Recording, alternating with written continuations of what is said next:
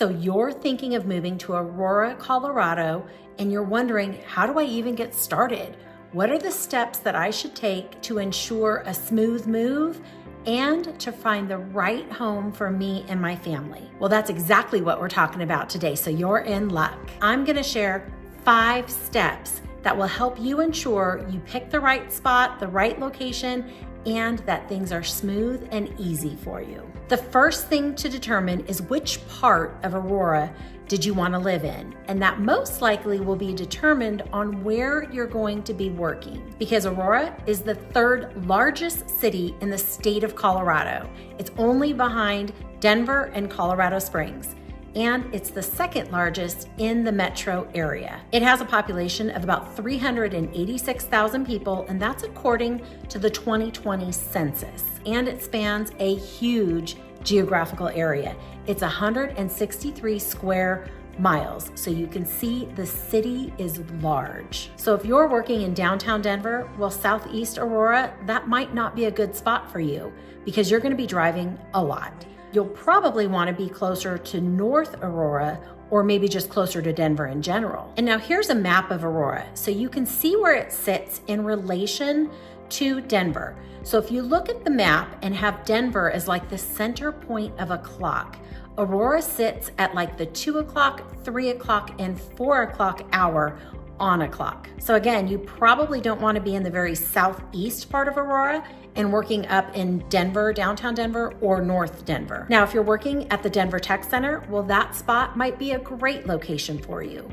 Or if you're working at the airport, Denver International Airport, or you fly a lot for business, then really any part of Aurora would be good for you. Because from the southernmost part, southeastmost part of Aurora up to the airport, it's about a 20 or 25 minute drive. So that's not bad at all. So again, here's the map, and you can see why determining where you're going to be working is a good place to start when determining where you should live. And who knows, maybe there's other parts of the metro area that would be a good fit for you based on the location of your employment. And that leads me into step number 2, and that's having a consultation with a realtor. Now, I'm talking about having one with a realtor who is in the business daily, not somebody who just sells 4 homes a year and they're only in the business quarterly, because our market shifts and changes very quickly. So you want somebody who's in the business regularly. Now, I don't even think I've introduced myself, but I'm Kathy Hansen. I am a local realtor, and I'm also a suburban mom. Now, I love making these videos for you, but I love more helping people with their real estate needs here in the Denver metro area. So all of my contact information is right here. It's gonna be in the details section and the comment section below. So please don't hesitate to reach out if I can be a resource for you. I'm the one that answers the calls, all the phone calls, all the texts, and all the emails. So back to our realtor consultation, it's free. It doesn't cost you anything, and a lot of times it can happen right over Zoom. Now, a good realtor, they're gonna be able to advise you on different parts of town or other things to think about that maybe you're not even considering, based on what your wants and needs are and based on your price point. And they'll be able to help you figure out which part of town or which area might be the best fit for you. And they might even know places that you haven't even considered. So I strongly suggest that you have that realtor consultation with someone who can help guide you through, even at the very infant stages. It's really the best first step, in my opinion. Now, step number 3 is the schools. Aurora sits in 2 different school districts. It sits in the Cherry Creek School District, which is always one of the top rated districts in the entire state, and it sits in the Adams Aurora School District as well. So even if you don't have kids or school-aged kids, this is still good information that you need to know and take into consideration, because sometimes school districts could have a bearing on resale value. Now, out here in Colorado, we have open enrollment. So you can basically open enroll your child or send your child to any public school that you want to, as long as they have space at the school for them. Now, there are times when the district or the individual schools have to go to a lottery system because they have a lot of kids that want to enter the school, but there's just not enough room for them. Or sometimes they go on a first come, first served basis. And I believe that open enrollment for all of the districts begins in January of the school year. So January 2024 would be open enrollment for the fall 2024 school year. And it's been a while since I've had to do it for my children, so make sure you double check that with the school and the district that you're interested in if you are looking at open enrollment. Now, most of the time you can open enroll your kids in whatever school you wish, but there are some districts and or some schools that you cannot, that you absolutely have to live in the school boundaries just because of enrollment numbers and patterns.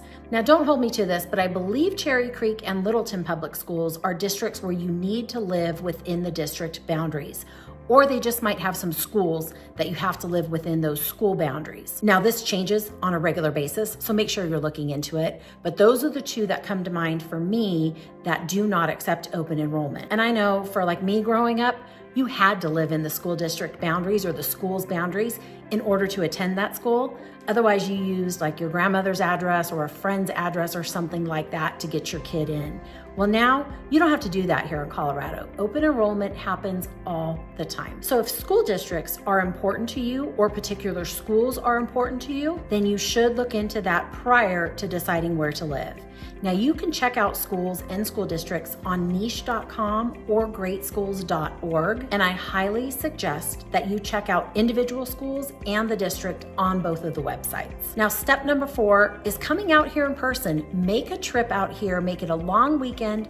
Come see this area in person with your own eyes, because there's nothing that beats that. But I get it, that's not always possible. And I do have ways to help people be comfortable in their decision or in their choice to purchase a home sight unseen. But coming out and seeing it for yourself, well, that's the best way to do it. And I do have some local guides that can help guide you along the way as well. So if you're interested in a particular city or area and want that local guide, just reach out and let me know. I'm happy to send it to you. So when you do come out, we live at altitude here in the Denver metro area. And altitude sickness is a very real thing. And that's number 5. You will get acclimated to the altitude, but until you do, you need to stay hydrated. That's one of the main things that helps get rid of or prevent those altitude headaches. You need to drink a lot of water out here. And I'm talking twice as much water as what you normally drink. Now, we are a very dry climate, and you're gonna feel it when you land here if you're not used to it.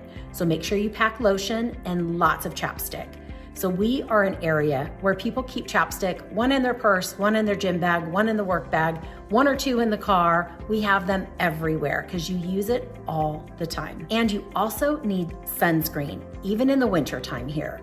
So we sit at 5,280 feet in altitude. And if you don't know, 5,280 feet is a mile long, which is how Denver came to be known as the Mile High City. So you're a mile closer to the sun here than you are in other cities that sit at 0 elevation. So sunscreen is a must. And when you're up skiing, well, the sun, it beats off of that snow white ground. And in the wintertime, the sun reflects off of the snow-covered ground, and it's strong here. So you want to lather up in sunscreen all year long, basically, because we get between 300 and 350 days of sunshine here in the Denver metro area. Some people will say it's 250 days, but no matter what it is, we get a lot of sunshine here. Now, I hope you found this helpful in getting started in your search of Aurora.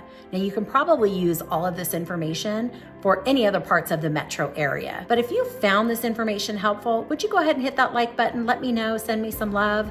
And if you want to see more videos like this about what it's like to live, work, and play right in the Denver metro area, we'll hit that subscribe button. Now, I did make a video about the coolest neighborhoods in Aurora, and I'm going to link it right here. So go check this one out, and I will see you over on this next video.